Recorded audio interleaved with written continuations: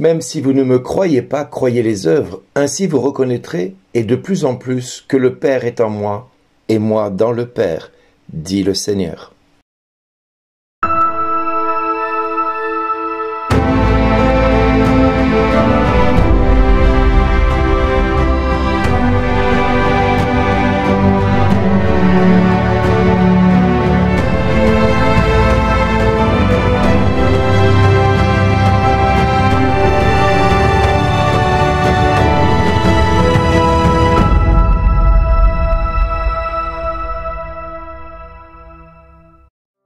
Aujourd'hui, le message vous est adressé par Bernard Dille.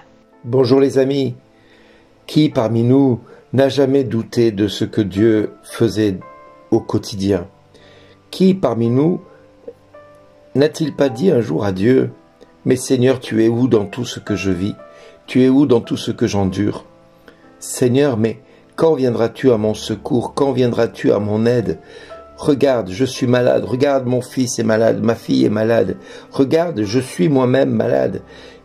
Ou je suis enchaîné, je n'arrive pas à vivre.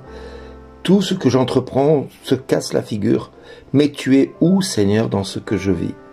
Alors beaucoup d'entre nous avons tendance à crier vers Dieu de cette manière-là, mais des fois nous nous révoltons contre Dieu. Et nous osons lui dire: mais Seigneur, tu es où dans tout ça? L'air de dire: mais Seigneur, je ne comprends pas pourquoi je vis cela. Ce n'est pas juste, c'est profondément injuste. Mon Dieu, que oui, que c'est injuste de vivre ce que nous vivons par moments. Mon Dieu, que c'est injuste de subir les calomnies, les mensonges. Mon Dieu, que c'est injuste de vivre la maladie, l'enchaînement, l'infirmité. Mon Dieu, que c'est injuste de souffrir alors que nous n'avons pas fait de mal à personne. Pourquoi subirons-nous aujourd'hui tant de souffrances et tant de contrariétés? Pourquoi devons-nous subir encore et encore tout ce que nous endurons au quotidien? Alors Seigneur, tu es où dans ce que je vis? Ta place, elle est où dans ce que je vis? Oui, je répète, ta place, elle est où dans ce que je vis? C'est-à-dire, où vas-tu t'installer et régner en souverain enfin dans ma vie? Parce que si tu es vraiment le roi des rois, le Seigneur des seigneurs, et surtout le Dieu qui est au-dessus de tous les petits dieux qui peuvent exister dans nos vies, tu es où et tu fais quoi? T'attends quoi pour agir dans ma vie? Tu attends quoi pour me guérir et me délivrer? Voilà ce que des fois nous arrivons à dire à Dieu, soit de manière en implorant sa bonté, en mendiant sa bonté, ou parfois en nous révoltant contre lui. Et là on dit: Seigneur, pardon, j'ai dépassé les bornes, j'aurais jamais dû dire une telle chose, mais tu sais très bien que je souffre, j'ai tellement mal, je n'en peux plus de vivre ce que je vis. Et là j'ai envie de vous répondre: mais mon fils, ma fille, non seulement je comprends ce que tu vis, non seulement je comprends que ce que tu endures, tu trouves cela profondément injuste, mais puis-je te poser cette question, mon enfant? Le serviteur est-il plus grand que le maître?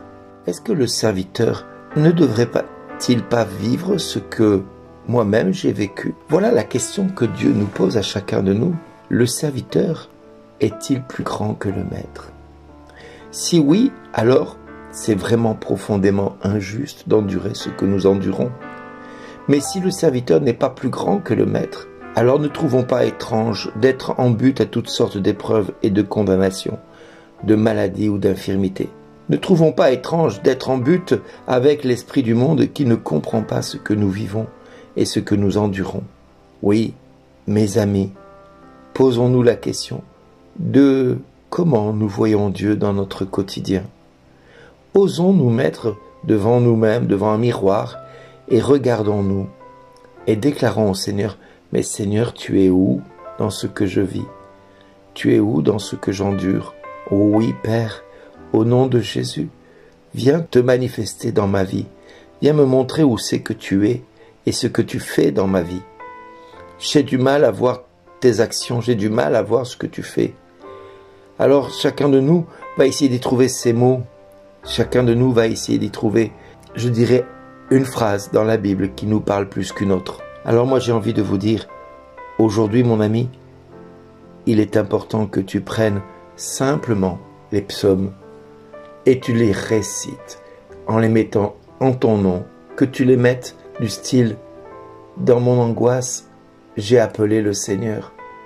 Il a entendu ma voix. » Je t'aime, Jésus, toi qui es ma force. Seigneur, toi qui es mon roc, ma forteresse. Toi qui es le Dieu qui me libère, le rocher qui me protège et qui m'abrite. Tu es mon bouclier. Oui, tu es fort. Tu es mon arme et ma victoire.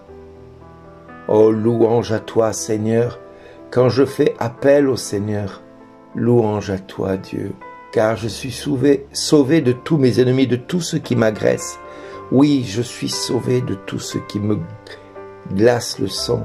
Les liens de la mort m'entourent au quotidien. Un torrent fatal m'emporte et des liens infernaux m'étreignent et m'empêchent de vivre. J'étais pris au piège de la mort qui voulait m'anéantir et me détruire. Mais dans mon angoisse, dans ma peur, dans mes troubles, dans tout ce que j'endure, j'ai appelé le Seigneur. Et vers mon Dieu, j'ai lancé un cri, le seul que je pouvais lancer. Dans son temple, j'ai imploré sa bonté. Dans son temple, dans l'église, j'ai crié et crié et crié encore toutes les souffrances que j'endure. Et toi, Père, tu as entendu ma voix. Oui, mon cri a fini par te parvenir jusqu'à tes oreilles. Alors, Seigneur, j'ose te le dire, tes paroles, Seigneur, sont esprit et elles sont vie. Tu as les paroles de la vie éternelle. Vers qui pourrais-je aller sinon vers toi, qui est mon salut, ma force et ma citadelle? Oui, Père, j'accepte de vivre ce que je vis par amour pour toi, jusqu'à que tu viennes libérer tous ceux qui t'implorent comme je viens de t'implorer. Père, au nom de Jésus, j'ai prié, qu'il en soit ainsi. Amen. Merci d'exister.